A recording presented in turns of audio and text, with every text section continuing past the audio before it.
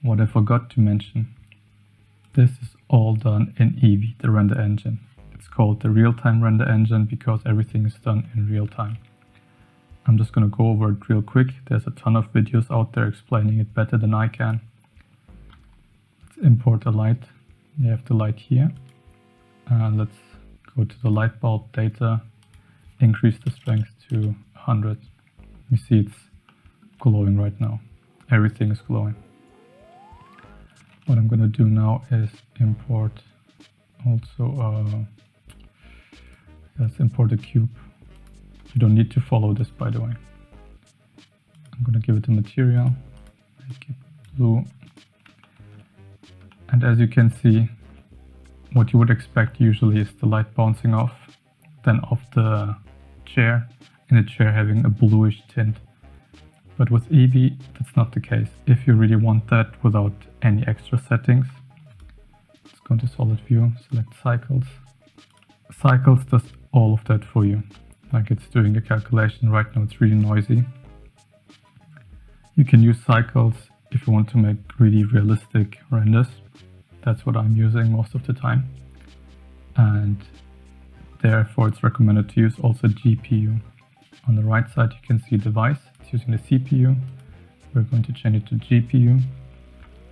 We're also going to go into the preferences, system, and it's already activated. You can activate under optics or CUDA the graphics card, the GPU. Just quickly, you have the sampling. As you can see, it's really noisy. Like you see when I move around, you have these grains, these fireflies, what people call them. And we don't like that. So we need higher samplings to get rid of those noises. And as you can see on the top left, it's sampling up until 1024 or until it reached this threshold here. If I get rid of it, it will go all the way up to 1024.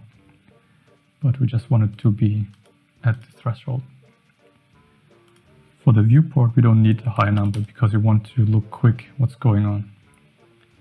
For the render view, if we press F12 to render everything, it's going to render until 4096. And this you can change down here. So general rule of thumb, viewport sampling low, render sampling high, because you want a better quality. What we will activate is the denoise right here and set the denoiser to optics for me, because optics you can just get rid of those fireflies quick. Let me deactivate it and show you. You see the fireflies? And let me activate it. It's gone. You can move around, look at your scene, how it's looking with material, and it's just smooth, easy.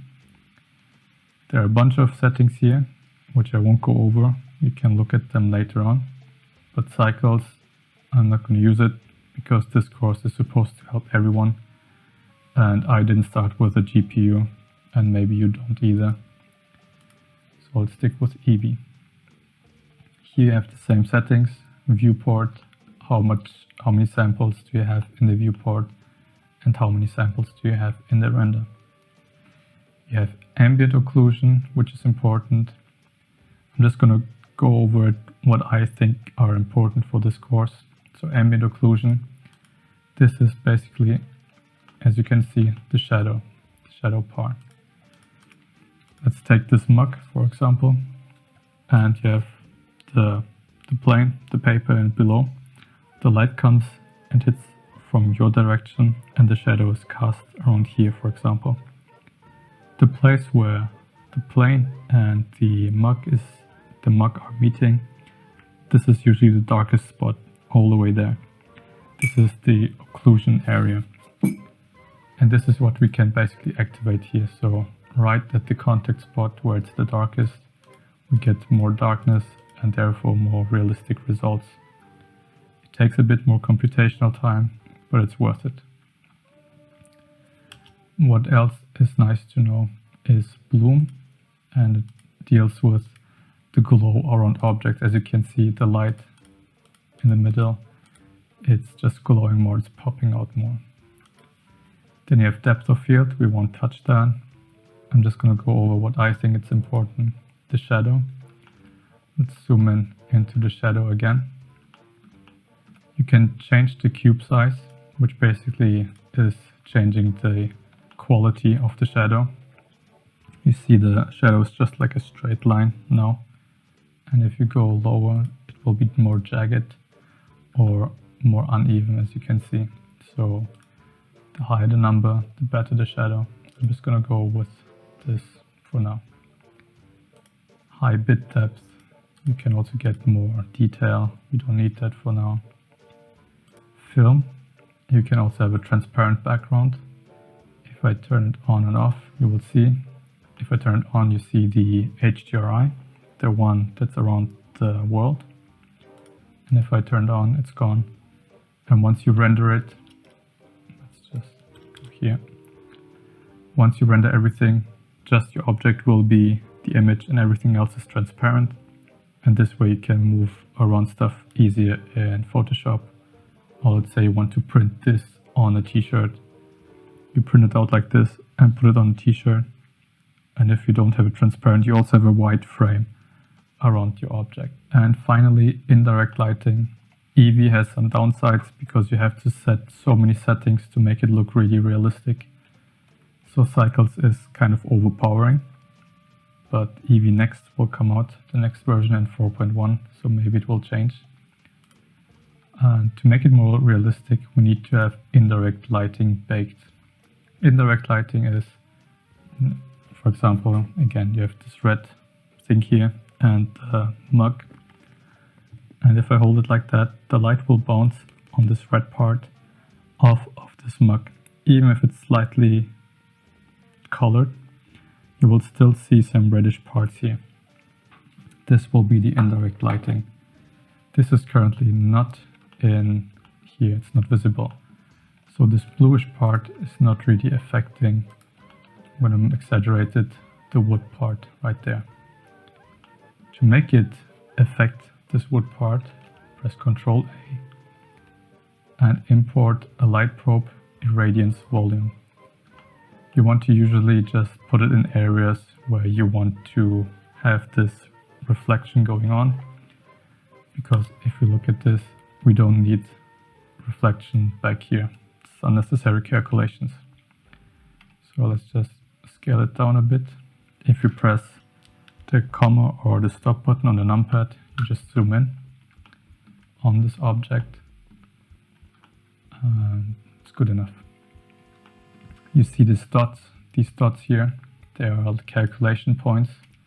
If you go down onto the data tab, you can change the resolution, but that will take more computational power. We don't need that. Let's just hit bake indirect lighting, and I want you to focus on this area. There you go. You see it's becoming slowly bluish tinted. Let's delete this baking data, and it's gone.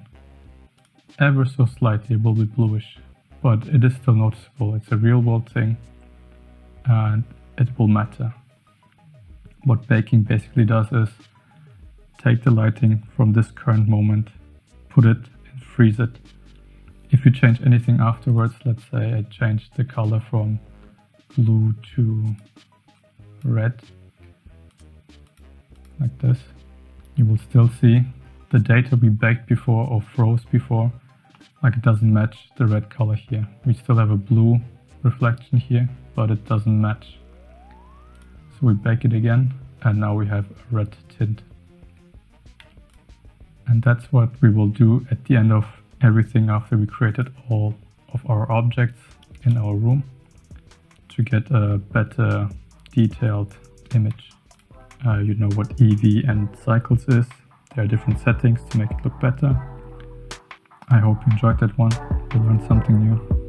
If you did, thumbs up, subscribe, and see you next time.